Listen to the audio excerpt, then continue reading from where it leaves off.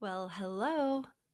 All right, we are about to dive in. I cannot believe we are more than halfway through. We are now at question 12 tonight. And so we'll be kind of continuing on our conversation about these limiting beliefs. So if you're just joining us, this is the workbook that we're using. You can grab it for free. It is the 20 questions to reinvent your life. So these are 20 questions that support me, support you in really taking a step towards that best version of ourselves. So if you want a different year, if you want to have this be your best year, this is a tool to be able to support you in doing that. Okay. So these are the 20 questions. You can grab the workbook here. What I will do is I will also put that code up here in the corner and I'll keep it up there in case you want to grab it that way. If you're better off just with a link, let me grab that for you. I always forget to grab that before we go live. I'm going to put that in the chat.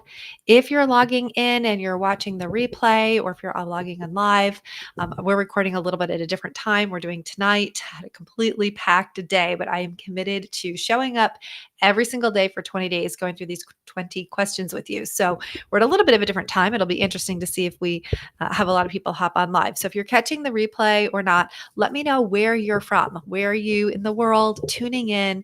And is this the first question that you're doing with us, or have you been following along and doing all of the questions? If you've been doing some of the other questions, I am curious, is there one that really resonated with you? One that just made you go, oh, wait, that really would make a shift for me? We have covered everything from, your core beliefs to what your goals are.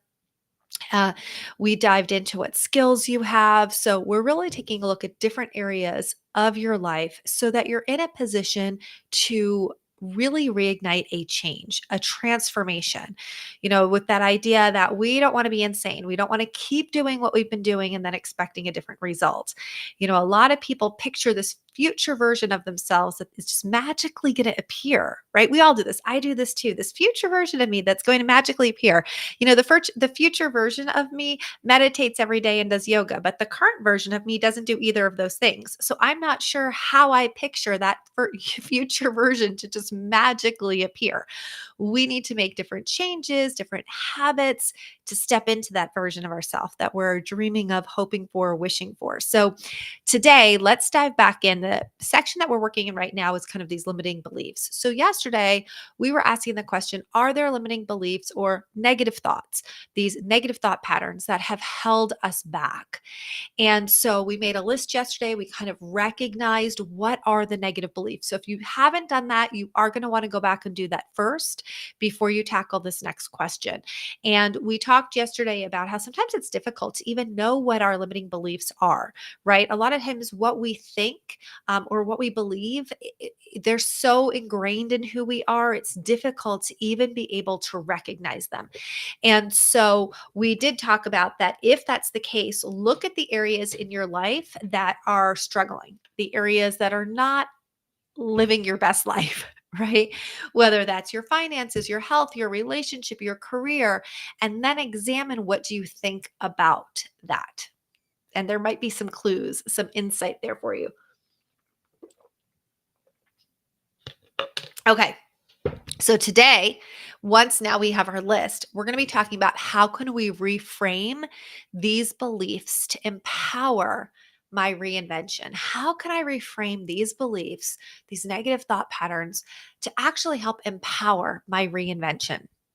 And if you think about that idea of that reinvention, we're talking about really stepping into the best version of you, not a different you, not a you that doesn't exist, but that it's already there. There's already this best version of you here. We just want to step into it and have that person show up, the one that you know that you're destined to be, right? That sleeping giant that's inside. So I love this word reframe. This is a practice that I naturally did for a really long time. I had no idea until I started to get my certifications that this was actually like a counseling therapeutic practice of reframing. I had never heard that term. It was just something that I did. So, what does it mean to reframe? Well, if you think about it, you have a picture of what you think something looks like. Now, we all have a picture of like what our childhood looks like, and it's either a beautiful picture or a not so beautiful picture. We have a picture of what our spouse or ex-spouse looks like. Again, either it's a beautiful picture and we like what we see, or we go, oh, really, crappy picture. The stories that we make up in our head about what has happened to us, our experiences where we fall into victim mentality. We create these photos, these pictures of what that looks like. We give meaning to that, right? Of how we picture our life and also how we picture ourselves. And sometimes we have circumstances that we can just not change that photo. That is the photo, that is the circumstance, that is the reality of the situation. For example, when my daughter was diagnosed with stage 4 cancer and she was 3 years old, there was nothing that I could do to change that photo. There was no amount of positive thinking in the world that was going to change the fact that she had stage 4 cancer, right?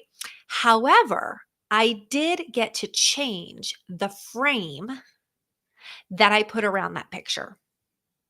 Now, some people, when they get that diagnosis, the frame that they choose is one of gloom, doom, fear, negativity. It becomes quiet, it becomes somber.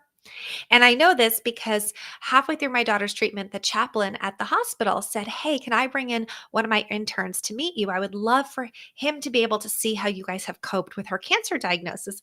And I thought, well, sure, you can come hang out in our room, but that's kind of odd. Why would somebody want to do that? Like, why choose us? And I remember this, young student was sitting there and the chaplain, she was sitting there and we were chatting. And I don't remember what Emily and I were doing, just playing or hanging out or whatever. And I said to her, "It's really interesting. Why did you want to come in to hang out in our room?" And she said, "Well, because the energy in here is different." And I said, I don't really know what you mean. When my daughter was going through cancer, we didn't get to go into other people's rooms. She was on lockdown most of the time for different infections and precautions. And we were basically isolated in her room most of the time. And so you didn't really go into other patients' rooms. So you really have no idea what their rooms were like, right? You only know your experience. And so she shared with me, she said, a lot of times when children have a diagnosis, it becomes very somber. Cancer is not a laughing matter. And so it becomes dark, it becomes somber, it becomes quiet. People are crying. Nobody's going to, joke about something like this. We have to really take this seriously. And she's like, but you guys are very different. I mean, if you know my story, we were the absolute opposite. We were, how much fun can we make cancer? To the point that sometimes when people see the cover of my book, Making Cancer Fun, I've had people get very aggressive. And I say, well, let's be clear. No one said cancer is fun, but we can make the situation as fun as possible. And that's the concept of reframing. And again, I had never heard this term. I did not know it was something that was taught. It was just, I thought, well, here's the picture. The picture is this really crappy cancer situation. My kid may live, my kid may die. I don't know what's going to happen. I have a choice. I have a choice of what kind of frame I'm going to put around this, and I'm just going to choose fun. And for me, it was a coping skill. It was the only way that I could cope, right? Let's put this fun frame around it. It's something I can control. We're going to make this as much fun as possible. But when we look at these limiting beliefs, you can do the same thing around what you believe. Okay. So it's kind of that idea of the silver lining, right? Looking for that silver lining. How can you reframe that limiting belief into one that is going to serve you, into one that is going to elevate you into your best version of yourself, into one that is going to change how you picture that? You may not be able to change the photo. Like, you can't go back and relive your childhood. You can't change who your parents choose to be. Now, you can change how you view that, but you can't change that. And if you're just joining in and you're just joining in, I saw we have a bunch of new people hop in. This is the workbook. If you want to grab the workbook for free over there, it's the 20 questions to reinvent your life. But comment, let us know where you're coming from. And if you're joining us for the first time, if this is your first question. So we're talking about how can we reframe. Yesterday, we went over limiting beliefs and negative mindsets, but now we're talking about how can I reframe these? So I want to really first be clear on what it means to reframe. It is not saying these beliefs don't exist. It is not saying that those negative thoughts aren't even real or valid. right? We're simply saying, how can I choose to reframe them so that they serve me instead of hinder me from becoming the best version of myself, hinder me from having the life that I want? So we're looking for, a lot of times it's that process of, can I find the gift in that? You might have a messy photo. Maybe you went through a very traumatic or messy divorce. Maybe you have you've gone through a medical diagnosis yourself. Maybe you're dealing with some of your own crisis, right? Maybe you have a kid who's going through something or a family member, and you don't have a whole lot of control to change that photo, to change the reality of it. Instead, how can we reframe this? So, for example, many of you guys know I went through a pretty traumatic domestic violence divorce. In fact, um, we were on Threads today. I don't know how many of you guys are on Threads. It's a totally different vibe than Twitter. It's very interesting. I'm on both, but Threads is a different community. And we were talking about just different situations that people have gone through and how they have viewed them. And a woman was saying that she had dated somebody who she kind of always questioned if they what they told her about his past was true.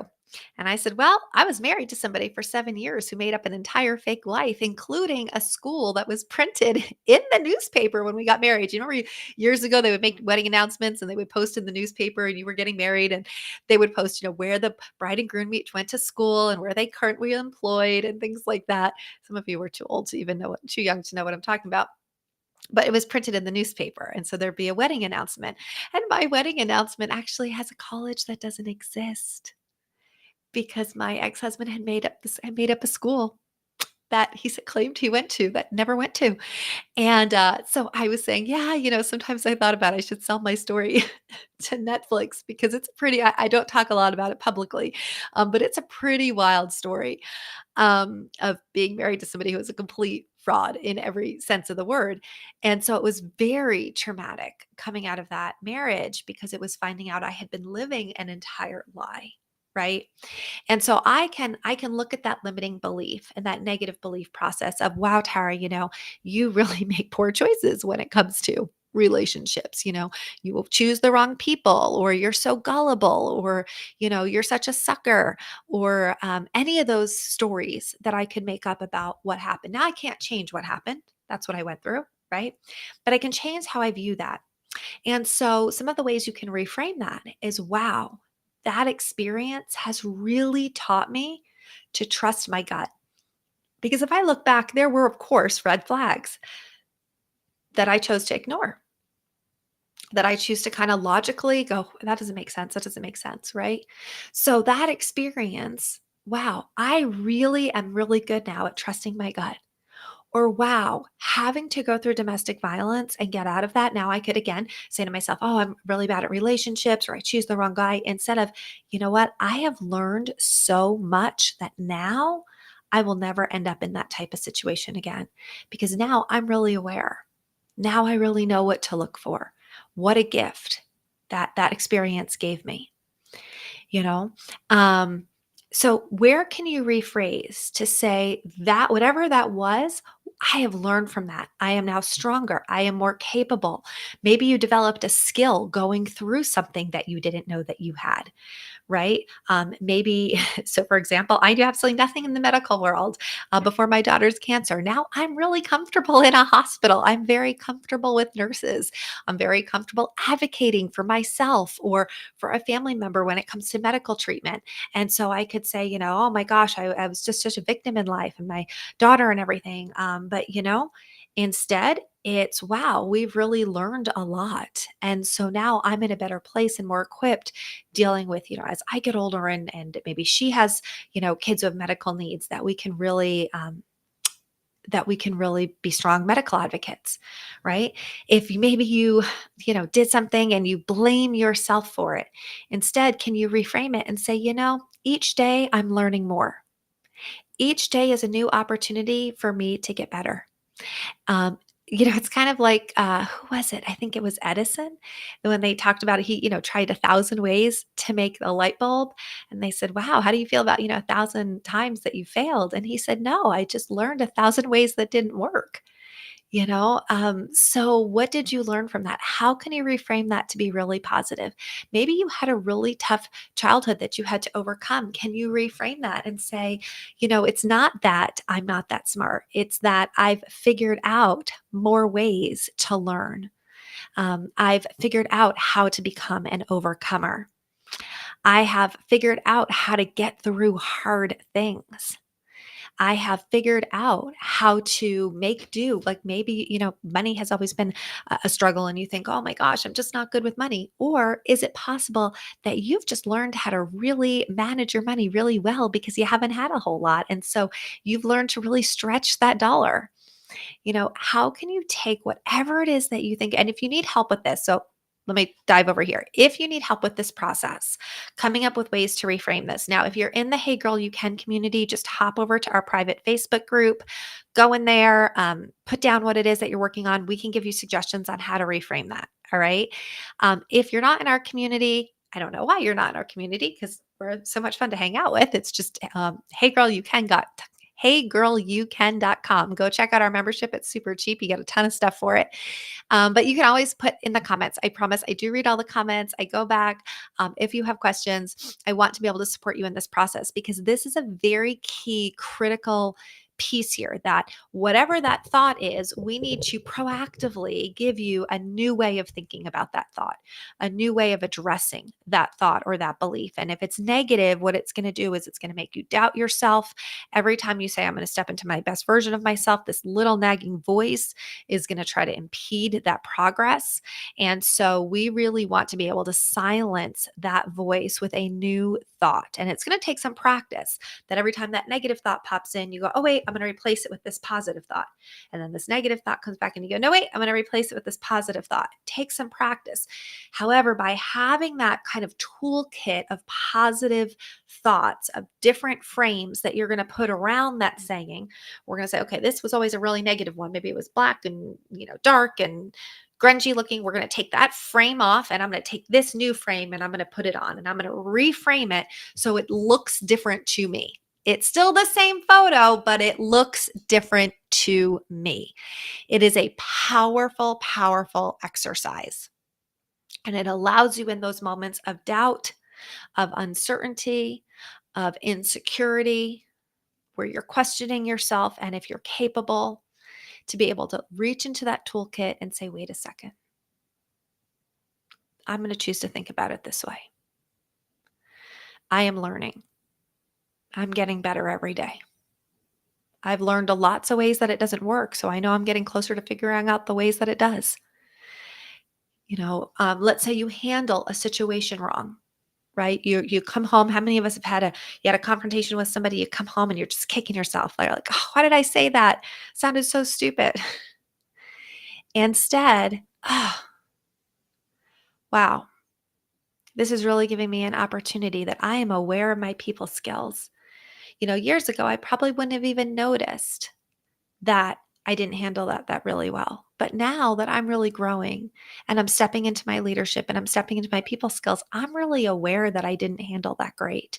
And now I have an opportunity to think about how I would like to handle that again in the future. What a gift. I'm so grateful that I'm able to recognize where I can grow. Because, guys, there's some people that they can't even recognize the areas that they need to grow in, right? So, phrases like, what a gift that I get to. What a gift that I get to choose. What a gift that I'm aware. These are powerful reframings. It's interesting. Some people are very uncomfortable with that topic, with that concept of reframing. They don't want to reframe. They want us to acknowledge this really stinks. And I think it's a very fine line. Nobody's saying it doesn't stink. Whatever that negative thought is about, if it's about yourself, I will say that's, again, like we talked yesterday about, it's probably not your own thought. Like little kids don't really not like themselves. It's that they picked up on parents, teachers, friends, society, somebody else who made them doubt their greatness. Little kids don't care what other people think about them. I remember one night it was so late at night. I was stuck in an airport with this flight that just was delayed and delayed and delayed. I think it was well past 11 p.m. And there was this little girl Ah, she was dancing around the airport with such joy, such abandonment. She did not care that everybody else around her was cranky, was tired. We were just all trying to get onto this flight. She was spinning and twirling. She must have been about 5 or 6 years old. And I remember she would stop and she'd say, Daddy, watch me dance. And number one, she had more energy than I think any of us sitting in the airport. We were all exhausted, but she just was in her own world happy. And it was so beautiful to watch. And I thought to myself, and I remember looking at this little girl and just her sheer joy and thinking, when do we lose that? When do we lose that sheer joy? Because none of us as adults would behave like that in an airport, right? We would be too conscientious of what other people would think of us. And so this is a lot of times where these negative or limiting beliefs come from. They were not yours. They came from other people over time that got put on you. And so we want to reframe them that they don't necessarily need to be true. I will tell you one. I grew up in a home where my mother and my father had very different personalities. My father was very dominant, very aggressive, very assertive. He was also a very black and white thinker. And my mom was a little bit, she was more of a hippie. She was really back. She was a little bit more easygoing. And I take after my dad. Our personalities are very similar. That is also why we had a lot of conflict when I was growing up, because I am confrontational. I will call it out like it is. I'm very direct. We were both very type A, high achievers. And so that was tough. That was tough growing up. We really, really butted heads for a long time. And I remember when I would have those conflicts with my mother, and she would just say to me, "Oh, it's just your personality. Ugh, it's just your personality. You've got your dad's personality." I heard that my whole life growing up. "Ugh, you got your dad's personality." Now, my parents had a very toxic relationship, and so I knew what that meant. What that meant was I had a bad personality. I had the wrong personality because I didn't have her personality. I had my dad's personality. My dad was volatile and my dad was, had a lot of toxic traits. And so without saying, "Oh, Tara, you have a bad personality," simply saying, "Oh, you have your dad's personality," I knew what that meant and how to interpret that. So I grew up my whole life with this negative belief that there was something wrong with my personality. I wasn't even aware that that was my belief because I didn't know that it was a negative one. I just thought it was the truth. There was something wrong with my personality. I had been told that since I was a little girl. There was just something wrong with my personality. It wasn't a negative belief, it's just the truth. And I remember sitting one day in therapy with after my domestic violence, I was going through my domestic violence divorce. I was working with a therapist to try to understand how did I end up in this situation and how to really you know, get my life back together and heal from that. And one of the things that we talked about was that because I am a very black and white person, that is a struggle in a lot of areas in my life for anybody who sees the world as very black and white. It's very right, it's very wrong. There's not a lot of gray, and that can be a hindrance when it comes to relationships, empathy, things like that, right? However, statistically in domestic violence, most people there usually needs to be 8 instances of physical violence before somebody will leave their abuser. And in my case, there was really only one instance of physical violence. And I went, whew, that's it. Because I'm a very black and white person. It's right or it's wrong. A line was crossed that was wrong. In my mind, that was a line that was crossed, and there was just no going back from that. And my therapist said, if you didn't have that personality, you probably wouldn't have been able to get out of that situation the way that you did. So it's actually really good that you have that personality. I was able to go and advocate for myself in court and advocate with the police and advocate with the judges because I'm confrontational and I'm assertive and I will go after what's important to me and I will stand up for what I think is right. And integrity is a core value of mine. You remember we talked about that a while ago. And so here I have this therapist saying to me, "You're so lucky you have the personality that you have." Well, guys, it was like a boom. Here, I thought this personality was I always thought I had the bad personality. There was something wrong with my personality. It was negative. And I've got this therapist telling me, oh no, this could be a good personality. This is a great personality to have. God gave you this personality so you'd be able to get through this trial. It was like my mind was blown. And so I share this story with you because a lot of times we have these negative beliefs about ourselves. Here I had this negative belief about myself, right? Because my personality has not changed. I have the same personality in both stories. It's the frame that was put around them. Over here, the frame my mother gave me is that that was a bad personality. The frame the therapist gave me is, wow, how lucky you are that that was the personality you had. Look how that has served you. And so I now have choose this. I'm going to choose that. That, like every personality, there's good and bad, but my personality is the exact personality that I needed to get through that, to come out the other side so I can now advocate, support other people, be a voice for victims, right? I'm going to choose that frame. And that's the power of choice. You have the choice of which frame you want to put around that belief. You are not stuck with the belief, the frame that somebody else gave you, because one is not right or wrong. They're both true in different ways, right? It's what you choose to believe about yourself. And what you believe about yourself is more powerful than what any of these people believe about yourself. What I believe about myself is more powerful than what my mother believes about me or what my therapist believed about me. It's what I believe about me, and it's what you believe about you. What I believe about you is not powerful. It's what you believe about you that's powerful. So I really want you to dive into this activity. This can be a shift point. This can be a change in your brain that really change the direction of your life, of what happens this year, of how you choose to show up. I would love to know, what is the frame that you want to choose? All right. Now, tomorrow, we are going to, I'll tell you tomorrow, we're going to, dive into our support systems. So we're going to shift a little bit into what support systems we have to make these changes. Let me tell you how I can support you. All right. So one is grab the free workbook. Dive into these questions. There is something powerful when you start actually working through the workbook and writing things down, because you're going to be able to go back and reflect on these a little bit more. You're going to be able to go back and journal on them a little bit more.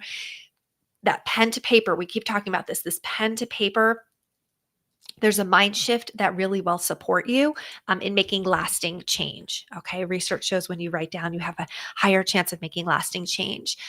If you're in the Hey Girl You Can community, this is what we're about. We want you to grow you into the best version of yourself so you can pursue those goals and dreams and businesses and things that you want to do in life. If you need a support system, I really encourage you to check out the Hey Girl You Can. I know there's a lot of communities out there. Hey Girl You Can is a super, super, super, right now it's only $8 a month. So it's literally one trip to Starbucks. You get 4 events a month. We work together. You get a private Facebook group. You get a library of resources. We just had a co-working session yesterday. We do a networking together. We do a training session every month. We do Q&As where you can get your questions answered. So if you're looking really for that support system, that's what I want to be for you. I want for you to be in a place where you feel like I don't have to go through this transformation alone. I don't have to go through this growth alone. I have a place where I'm being encouraged and loved on, and a place where I can become the best version of myself. So, check out our community. It's heygirlyoucan.com. If you feel like I really need a deep dive, we do have our Total Transformation Day coming up. And this is a powerful, powerful day to make a shift that will change you and like kind of propel you into the direction that you want your life to be. It's not having to take a full weekend or an intensive or go through a 12-week course. It's where I take the best of 27 years of training, coaching, workshops, certifications, and I roll it into one day to support you in creating your dream life. Okay. And stepping into it's called the Total Transformation. It is designed to transform you in one day. So, those are the ways that I can support you and show up for you and help you continue so that we don't just, watch a video and that's great. Oh, I was inspired, but nothing changes. right? The power is when something changes, something shifts. And a lot of times having that support in place is what will make that happen. So feel free to reach out to me, DM me if you have questions. Check out the Hey Girl You Can community. If you're not sure about the Total Transformation Day and you want to hop on a quick call, we can do that too. But I will be here tomorrow. We're going to continue. We've got 8 days left together diving into these questions, and I'm excited to see how you're going to reinvent your life. Imagine if you look back a year from now and you go, wow, unrecognizable, unrecognizable. Even the people around me are noticing the change in me. Every day, I am creating more and more the life that I've always, always wanted. I believe you deserve that. I believe that is your future. And when you start to show up and ask yourself these questions and reflect, you are doing the work to put yourself in the direction of that dream life. So I hope you guys have a great, great night, and I will see you tomorrow. Bye, everybody.